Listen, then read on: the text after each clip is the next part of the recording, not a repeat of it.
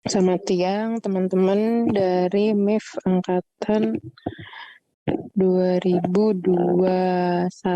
Nah, berarti hampir salah. Bener ya? 2020 ya? Iya, 2020. 2020, Bu. Oke. Oke, kita masuk ke materi MKL. Nah, kalau yang kemarin saya sudah membahas mengenai integrated life cycle. Nah, hari ini project management life cycle-nya.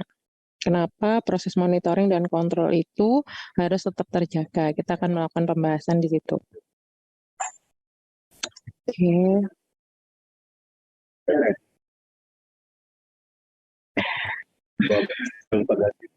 Oke, ini jadi hari ini kita akan membahas per section-nya. Nah, ya, jadi kalau sekilas ini kan seperti aktivitasnya software development life cycle seperti Scrum sebenarnya. Cuman ini fokus kepada project manajemennya.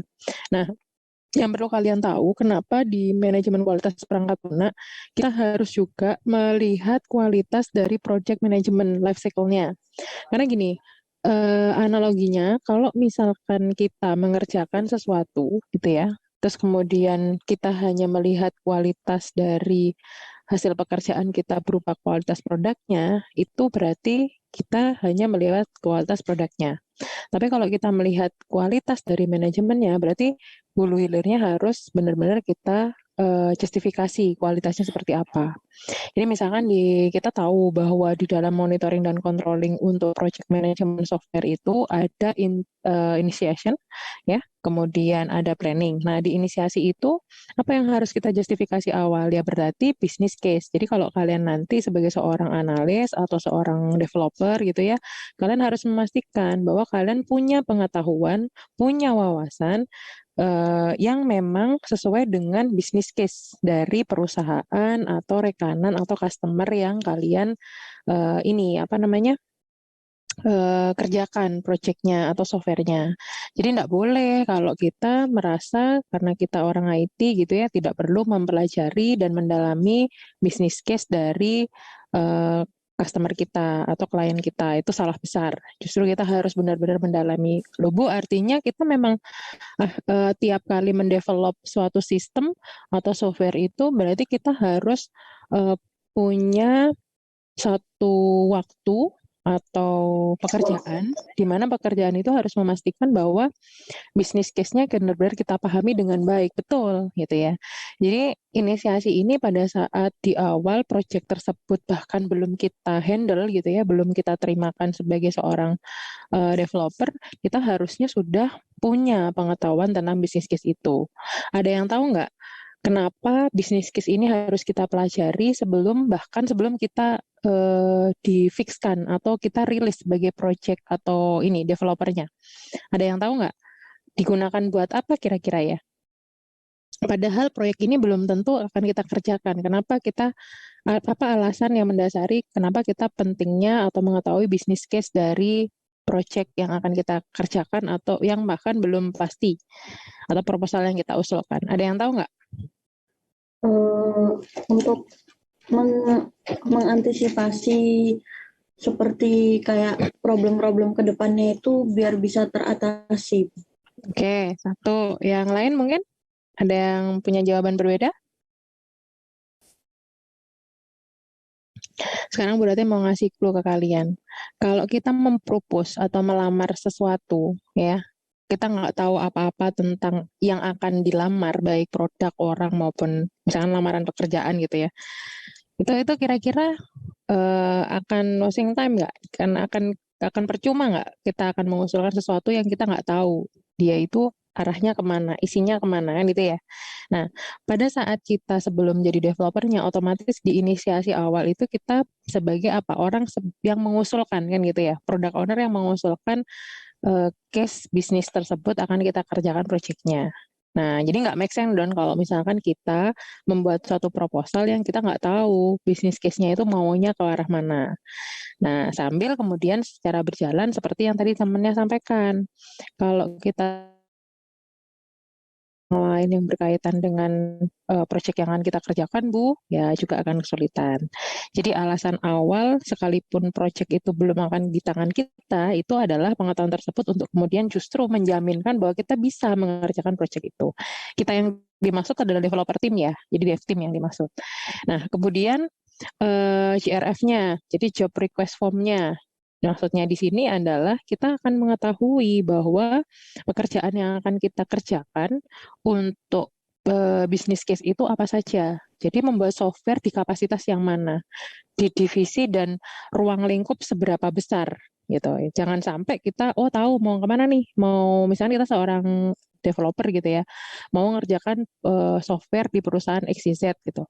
Nah, kemudian datang ke sana mengasumsikan bahwa semua sistem yang akan dikerjakan di sana yang akan kita kerjakan ya enggak gitu. Misalkan di bagian finance atau di bagian human resource. Nah, itu harus dipastikan dulu apakah kita akan mengerjakan dua-duanya atau salah satunya gitu. Jangan sampai kita overlap bahkan overload kalau misalkan kita mengambil atau mengeksekusi pekerjaan yang bukan job request dari si customer-nya. Kemudian IT form-nya. Nah, IT form yang dimaksud adalah kita sudah tahu, kalau misalkan proyeknya ini kita cukup hanya mengerjakan sebuah software application yang standalone atau yang public, atau dia yang mobile apps model gitu. Nah, itu harus dipastikan juga. Kemudian IT form yang dimaksud juga apakah kita sudah bisa menjaminkan bahwa ini kalau misalkan saya mengerjakan ini berarti saya juga harus menjaminkan kekuatan dari drive-nya, servernya. Misalkan kalian mengerjakan sebuah e-commerce, nggak mungkin kalian tidak satu paket dengan bagaimana kalian menjaminkan bahwa produk-produk di e-commerce itu akan terdistribusi dan tercatat dan terdokumentasi dengan baik di inventarisasi di driving-nya gitu. Software-software yang memang membutuhkan tempat penyimpanan yang cukup memadai seperti e-commerce, kemudian sistem informasi manajemen ya, kayak SIM online kita itu harus kalian jaminkan bahwa memang ada di satu database-nya yang punya ketentuan-ketentuan khusus yang tidak boleh sembarangan nempel di salah satu platform begitu. Jadi harus dipastikan. Jadi platformnya, kemudian softwarenya yang mau kita akses itu seperti apa, kemudian servering datanya seperti apa gitu.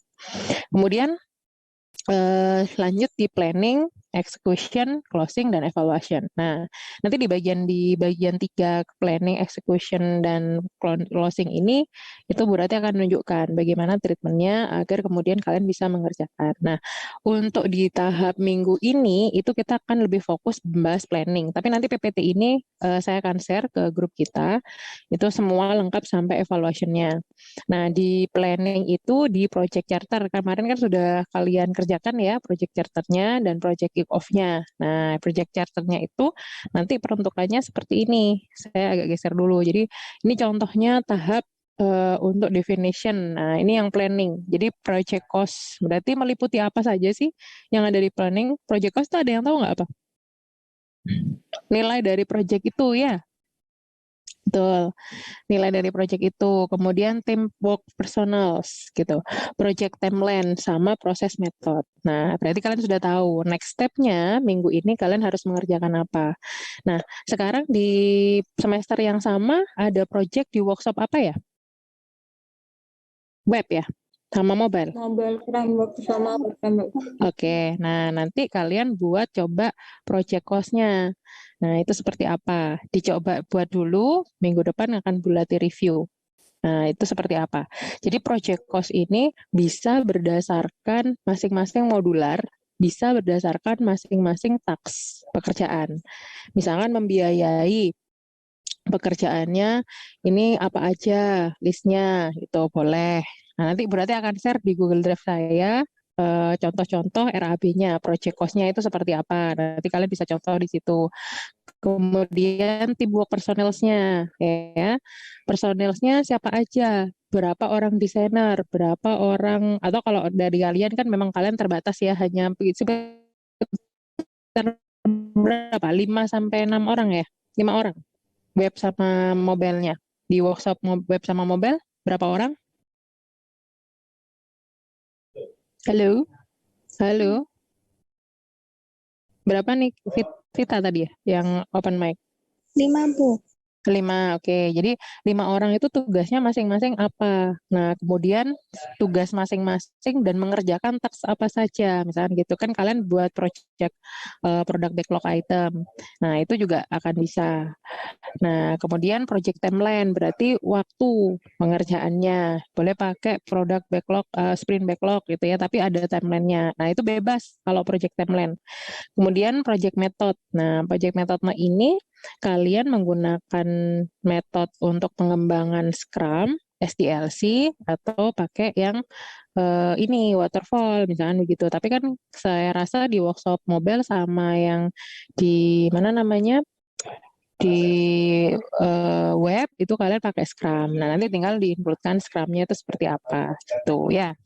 Nanti contoh-contoh project cost-nya akan saya share untuk teamwork personal, project timeline, sama proses method ini. Ya kalau proses method saya akan sesuaikan dengan event-event, artefak, dan apa namanya objek yang ada di Scrum. Jadi kalau ada eventnya berarti sprint planning gitu ya. Kemudian ada apa namanya sprint review, sprint retrospective, daily Scrum meeting, itu tinggal akan dimasukkan.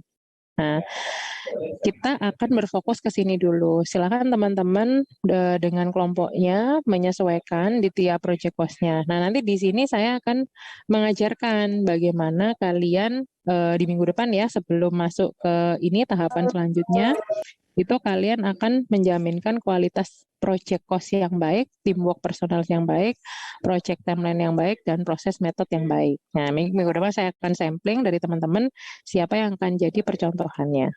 Berarti mohon maaf saya tidak bisa full 1-2 jam ke depan karena memang bersamaan dengan praktikum dan rapat yang lain. Ini saya juga sedang di ruang bersama, mohon maaf jadi kalau agak berisik. Nah, untuk minggu ini silahkan teman-teman buat project cost-nya. Saya akan sharing habis ini beberapa contoh yang mungkin bisa kalian gunakan. Kemudian untuk teamwork personil dan project timeline-nya juga proses metodenya silahkan dimasukkan. Nanti dikumpulkan dengan menggunakan file PDF saja. Saya akan share juga link Google Drive yang untuk kalian mengumpulkan. Oke, untuk tugasnya apa ada pertanyaan? Belum. Silakan. Belum selesai ngomong, Adinda, jangan di... Belum ada Ibu kalau dari saya. Oke, siap. Oke, kalau nanti ada yang ditanyakan silahkan bisa langsung chat saya di grup atau Japri ya, teman-teman ya. Baik, untuk itu saya akan setelah ini share Google Drive-nya sambil saya akan upload beberapa contoh project cost-nya. Terima kasih untuk hari ini. Jikalau tidak ada yang ditanyakan, saya akhiri dulu dan silahkan kalian melanjutkan pengerjaan agar tidak menunda waktu, sekalipun saya berikan waktu 1 minggu dalam pengerjaannya. Ya, terima kasih sekali lagi untuk hari ini. Saya akhiri dulu. Assalamualaikum warahmatullahi wabarakatuh. Waalaikumsalam warahmatullahi wabarakatuh. Bu. Terima kasih, Bu. Sama-sama. Terima kasih, Bu.